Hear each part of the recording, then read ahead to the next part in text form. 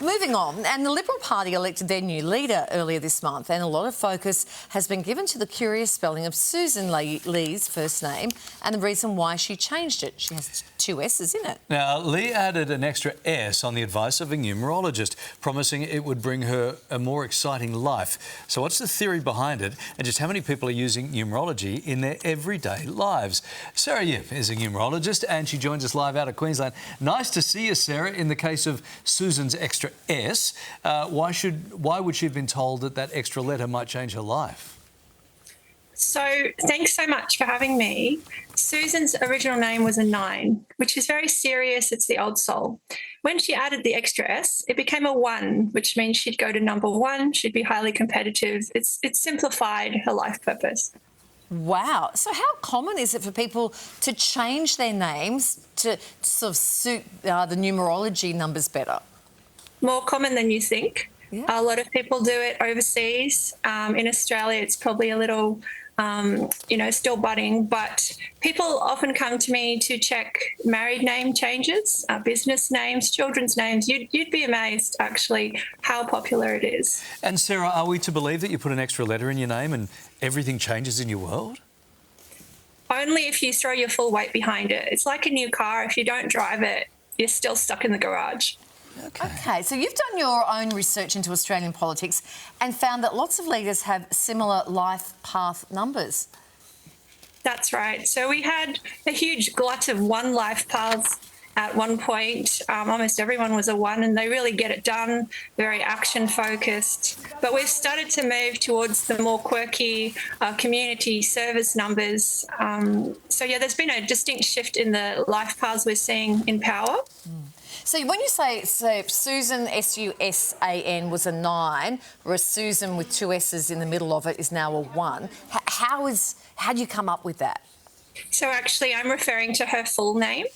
Oh, right. And you basically, there's a system where A is 1, B is 2, C is 3. It's really simple. It goes up to 9 and repeats. Yeah. So you just sit down and you plot it out and you get a number, and that number's like a vibration, and you want to choose a vibration that gets you where you want to go and doesn't hold you back. Wow. So if you come up with like 18, then you add the 1 and the 8 together and that becomes a 9. Is that right? Is how it works? Yeah, that's as hard as it gets. Honestly, it's not like high school maths. This is like the fun stuff. And do we do our full name if we have middle names? Would we do our full name or just our first name and last name?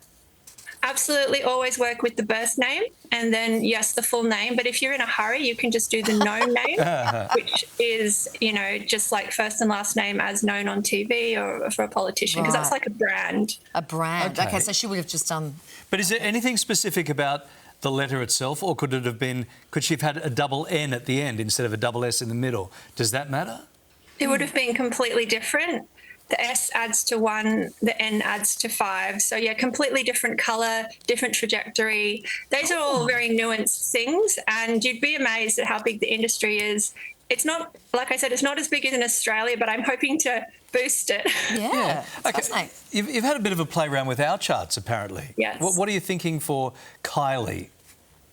Well, you both have the same life path 5 and the same name number 9, so why mess with perfection?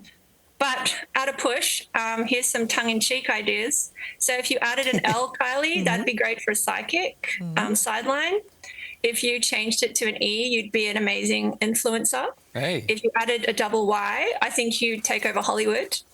And if you added a double I, that would be money, money, money. Hey. Oh. Well, if I did the bottom one, then I could become all those other things. You could buy all the other ones. And what about Larry? You could just have a life of choice. I love that for you. What about Laz?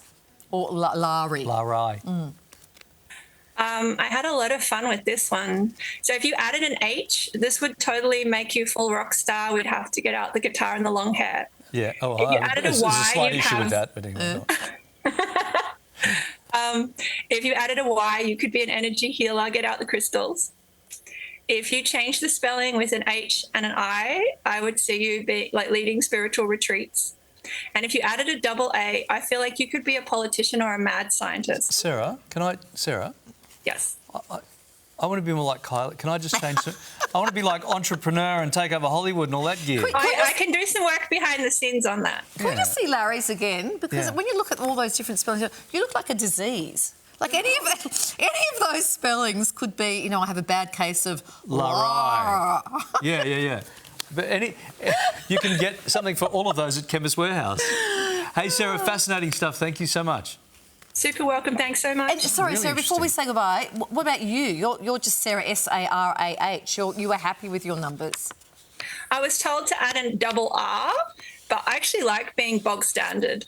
Because I'm a 6 foot Asian palm reader. I'm weird enough. I need to have some level of like accessibility. My parents chose the most biblical down the line names for us when we came, when they came to Australia, and I love it. There's always like 4 Sarahs in the room. We're all mates. Yeah, I love that. Love it. Sarah, thank you very much for joining us. Thank you so much.